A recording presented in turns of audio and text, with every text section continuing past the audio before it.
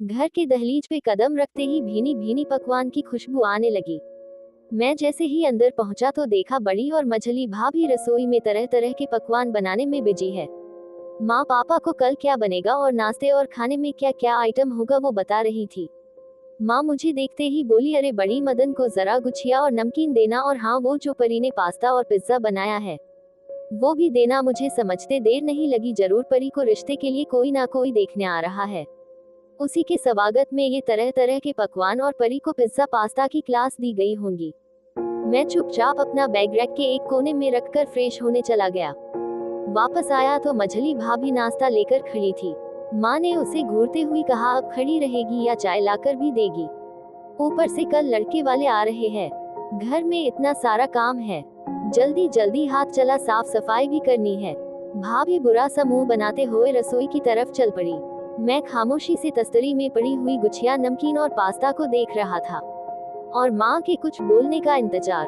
कुछ देर खामोशी के बाद आखिर माँ ने बोलना शुरू कर ही दिया, कल परी को देखने लड़के वाले आ रहे हैं, कल ऑफिस से छुट्टी ले लेना। माँ इतना कहकर मेरा मुंह देखने लगी, शायद उन्हें मेरे जवाब का इंतजार था, पर मैं खामोश रहा क्योंकि मेरे अंदर एक अजीब सी घुटन हो रही थी।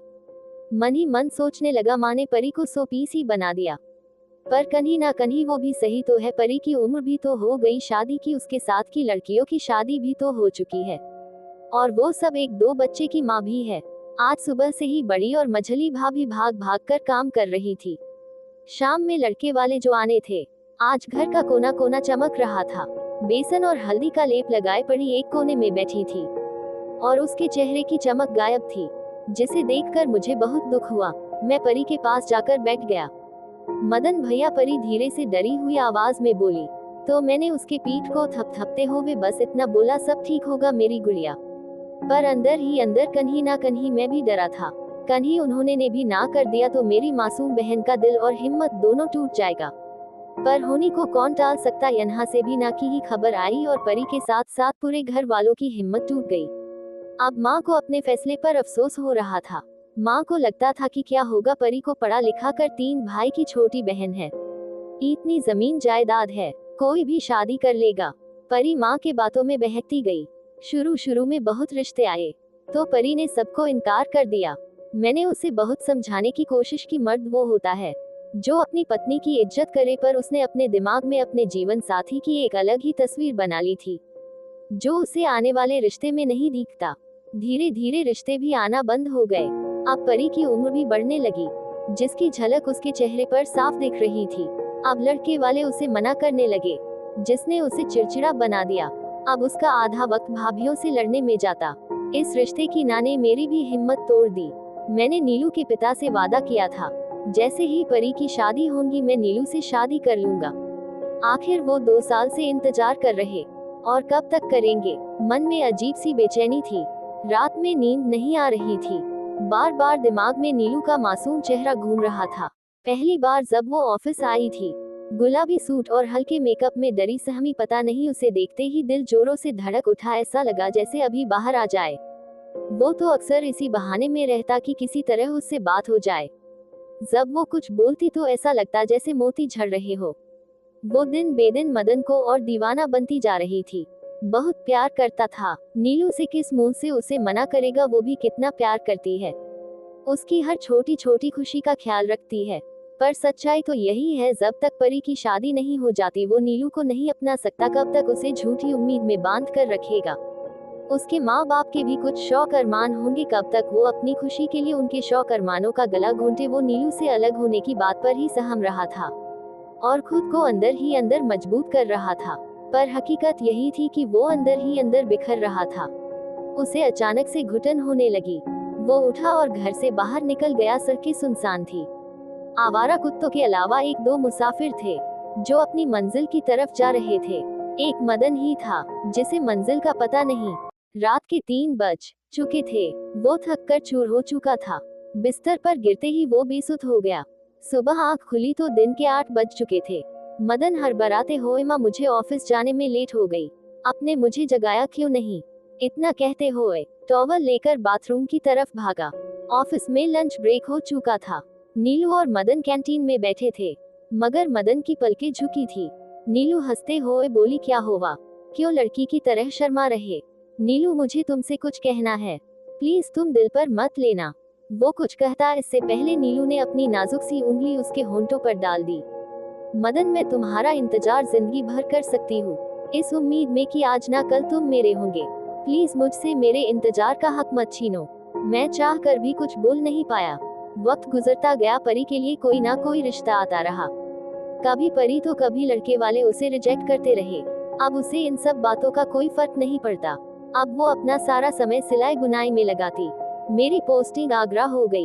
माँ पापा ने थक हार कर मेरी शादी नीलू से कर दी। आज मैं 1-2 साल की गुड़िया का बाप हूँ। परी ने शादी ब्याह के झंझट से निकल कर खुद को अपने पाँव पर खड़ा कर लिया। परी को सिलाई कढ़ाई आती थी। उसने खुद का बुटीक खोल लिया। परी का नीलू से बनता था। परी ने नीलू से काम चलाओ पढ़ाई भी सीख ली।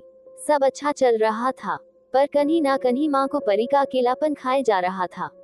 और मुझे भी, मैं जितनी कोशिश कर सकता था करा, पर रिजल्ट जीरो। अब समझौते वाले रिश्ते आ रहे थे, किसी का डाइवोर्स तो किसी की बीवी, जिसके लिए परी बिल्कुल राजी नहीं थी। संडे का दिन था, सब फुर्सत में थे। पापा और टीवी पर न्यूज देख रहे थे। नीलू और भाभी घर के कामकाज में बिजी थे। परी बच्चों के साथ खेल रही थी। मैं बैठा पड़े हुए पेपर को दोबारा पढ़ रहा था। कहीं कुछ छूट तो नहीं गया। तभी बेल बजी। अरे मदन, जरा गेट तो खोलना।